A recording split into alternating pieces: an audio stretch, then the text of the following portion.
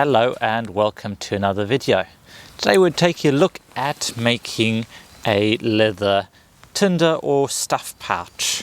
This is a really handy little activity that you can do with children of virtually all ages. So some children may well need a little bit of help, but in general the tools used here are widely accessible and you can make a really nice pouch out of it. See? Open it up and store all sorts of really interesting things in here. I use this for my tinder pouch. This will slide into the side pocket of a Singy rucksack, and you can carry all that you need, maybe a flint and steel kit, or children whatever treasures they find out and about, and they'll keep them all nice and secure. So it's accessible, secure, and a really nice project. So we'll run through exactly how to make this, all the tools and equipment you need, and my tips for success. So keep watching, I'll be back in a mo.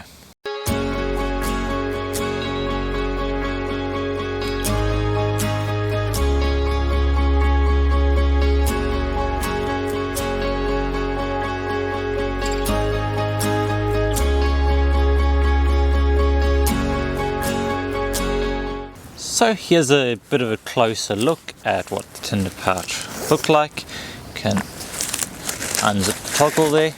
You can really open it up. As you can see, you can store quite a bit in here. This is probably what I'd call a medium-sized pouch. We're going to be making a smaller one today. Here are some of the tools you may or may not need. I will discuss as we go through why I've chosen the tools and what you can do to modify it, because you can modify it depending on the age, the ability, and the outcomes that you want to experience.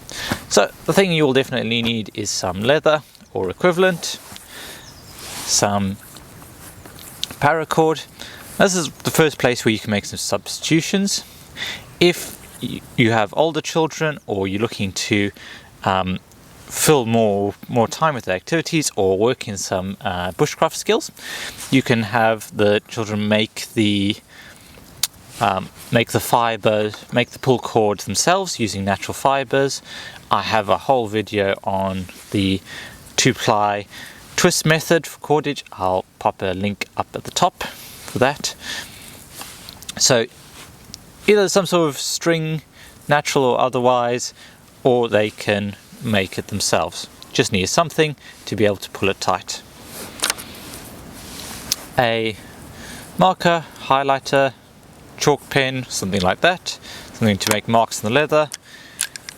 Drill, this may well be optional, we'll get into that a bit later. Scissors or a way to cut the leather, and then a hole punch. You may also need some items to mark out the template, so we have these as well. So the first thing you want to get the children to do is to mark out the pouch on the leather. Now what you're essentially looking for is a circle. Now to make a small leather pouch, you're probably looking for something at minimum 20 centimeters across. As you can see, I love these Wagamama takeaway bowls for all sorts of things, but any sort of bowl that's about 20 centimeters across. Getting closer to 25-30 centimeters, a plate will give you a medium-sized pouch like the one that I have. But I find for children this smaller size, it's more economical with leather, because leather can be quite expensive unless you find it somewhere cheap. I find it's just nicer to have something a little bit smaller. So the only thing I have at the moment is a Sharpie. It's not going to show up that great on the black leather, so you can use like a chalk pencil or a chalk pen, anything that will make a mark that you can visibly see. You can play around. If you have lighter color stuff, you can get them making charcoal and then using the charcoal to draw around it. There's 101 ways to link this together. Obviously you want to be as close to the edge as possible, so you waste as little leather as practical. Then I'm just going to draw around.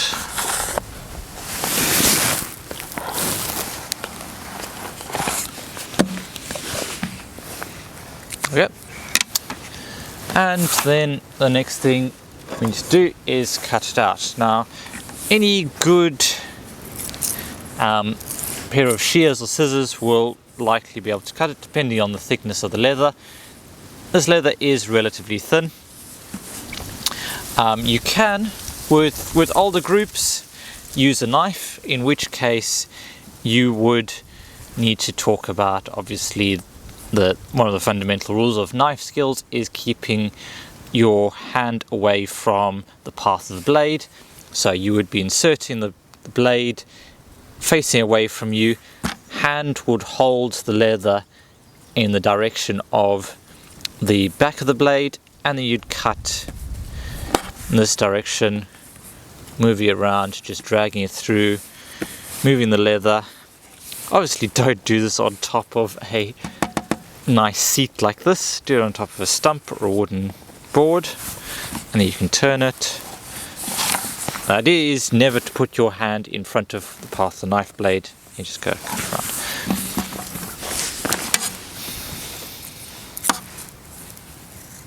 But for the object of this exercise, and of course working with younger children, I'm just going to cut it out really roughly. Now please don't judge me for my scissor skills. I've never been very good at it. It's just something about it that I'm not. Doesn't set up. And you will have children that just don't have the motor control or self-control to make a nice cut. But the great thing about these pouches is they'll still turn up something that is really nice, even with ragged edges. Gives it that homemade look. So pick a leather that's thin enough that you can cut through. Thicker leather won't fold as nicely. So I'm not quite sure how thick this is, maybe a couple of mil, difficult to tell.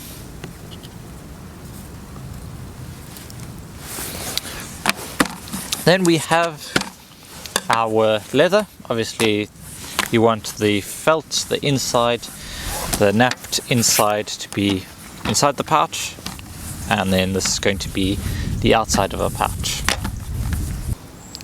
Now what we're going to need to do next is punch in holes all around the edge. Now you want to punch them far enough in that they won't pull out, so it won't break, the cord won't break out. So you just want to leave, I'd say, a couple of millimeters, I'd say maybe 3 mil or something around the edge. And then I find somewhere around a 1.5 finger spacing, or 1.5 centimeters is pretty good. To make the holes, I've actually found that the best way in general is to use a hole punch like this. A good heavy duty hole punch will make its way through leather. You can get the ones that you squeeze that make a single hole. That's great for older children who have the kind of hand strength to really be able to punch through the leather. But I find with this, it's great is you can set it up and they can get both hands on top and their whole body weight and push down, and so it makes it a lot easier to get through the leather. As I said, this is just a relatively cheap one I found from Amazon, one that's staple, that punches like 25 to 50 pages, somewhere around there. So not the cheapest one, but even the cheapest ones have done okay. So I'm just going to pull the guide out because it's likely to get in the way. Difficult part of it is, of course, measuring it up, lining it up. So I just aim, if you pull it all the way to the back of the guide, chances are they'll give you enough space so you won't tear out. And then you punch like that, move it around.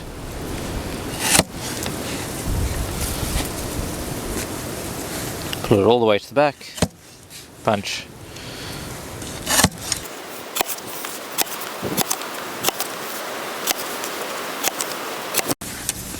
Now when I get to the end, I typically try and leave a bigger gap just when I come round to the end, because I haven't yet found out a formula to get the in out, and so that both the strands end up on coming out at the same side. I mean, somewhat cleverer than me can probably work it out. It's probably embarrassingly simple. This just allows me to add another hole if necessary. I don't need to count all the way around.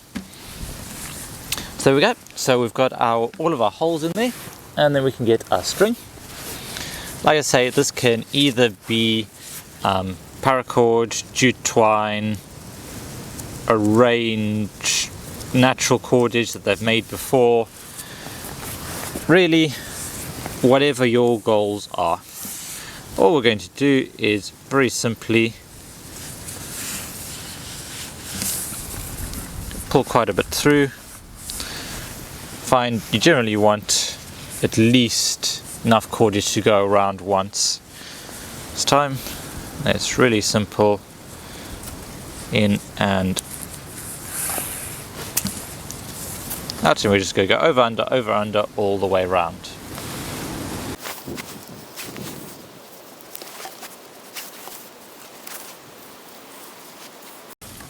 And there we go. Now, if you want curriculum links, this is a great one to talk about. We're talking about fine motor control, we're talking about coordination, all sorts of good stuff. As you see, outdoor skills really do hit quite a few different disciplines. So once you've got all the way around, you're going to want to leave enough so that you can tie a knot in the end, and then we just go cut off the excess.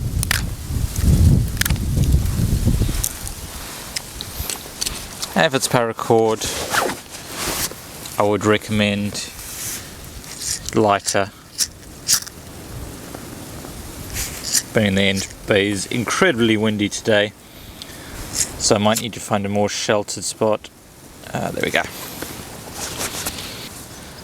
So we have it. Now we need to make a choice as to the toggle that we're going to put on the end here.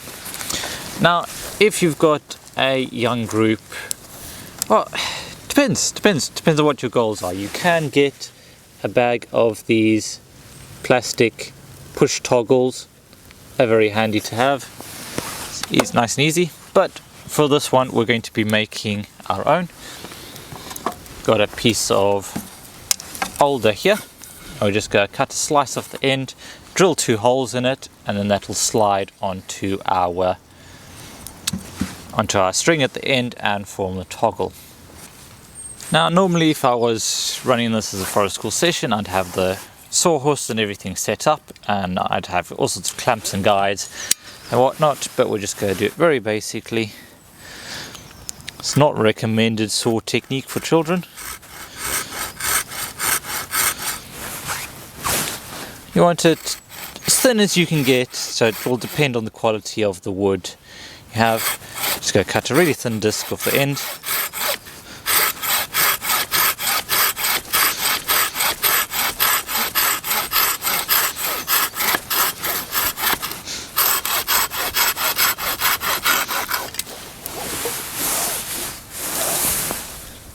Go.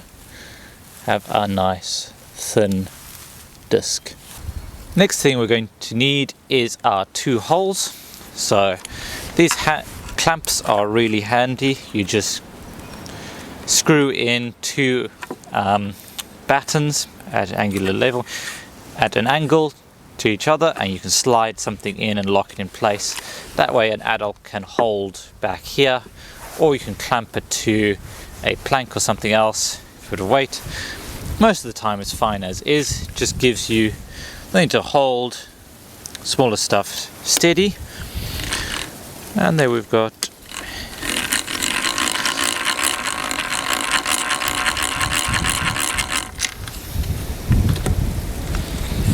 this one.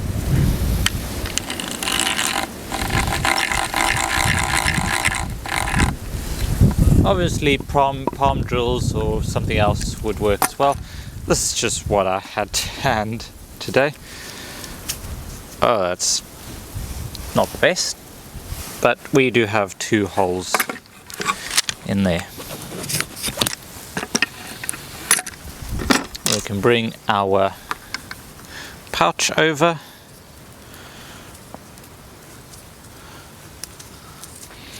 One bit of paracord through one side, the other through here, the hole, a little bit of twist. You say figure of 8 knot is nice and pretty, so you go round, loop, round again, and round twice, and then through the loop.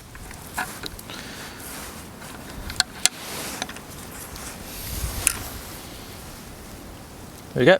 We've got a knot at the end, we've got a toggle, and then we've got our pouch. Okay, now first time that you set up the pouch, it can be a good idea to just put some stuff in the middle, just to start giving it its shape. So if you pack it out with newspaper, leaves, whatever, it means that it'll come together a bit more evenly. But in general, you can then pull it tight.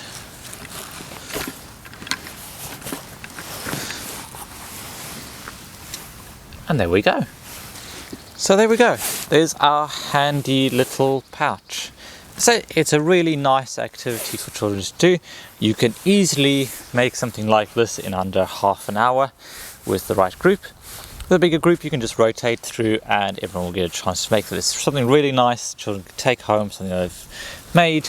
You can, as I say, you can bring all sorts of skills into it. So there was knife control, there was scissor use, there was design, sawing, drilling, real good range of skills at play here, and they are just really cool little pouches. Like I say, I use mine all the time. It's really handy to be able to get in and access everything there. If you would like to if you would like more activity ideas, I do have a downloadable PDF on my website with my 20 favorite forest school session ideas. I don't think this is one of them, but it should be. But I'll have a link to the webpage for that down below if you'd like to check it out. And the other people that I'd like to thank is Wellness Woodlands for making this video possible by letting me film on their fabulous site out here in Bridgnorth, well, just outside of Bridgnorth in Highley. Really beautiful little woodland here. There's a big campsite, there's yurts and canvas tents and all sorts, and so many fun little items. I think I saw a sword in the stone that's been added on, that's in the meadow there, so you can see whether you can become the King of England. It's such a fabulous little site. So if you're looking for somewhere, once the weather starts warming up, to get away a bit, but maybe not necessarily go away as far as Scotland or Wales, this is a really nice little corner of the UK. So come and visit, say hi if you're in the area. I'd love to see you. So there you go. Thank you, Wellness Woodlands. I'll leave a link to their website down below. And with that, thank you so much for watching. If you made it this far, I really do appreciate all of you watching. Subscribe if you got some value out of it. Really love hearing from you in the comments, so let me know how you get on. Love to hear from that. But I think I've rambled on long enough. Thank you so much for watching. Remember, make the most of every day. We don't get that many. And I'll see you in the next video.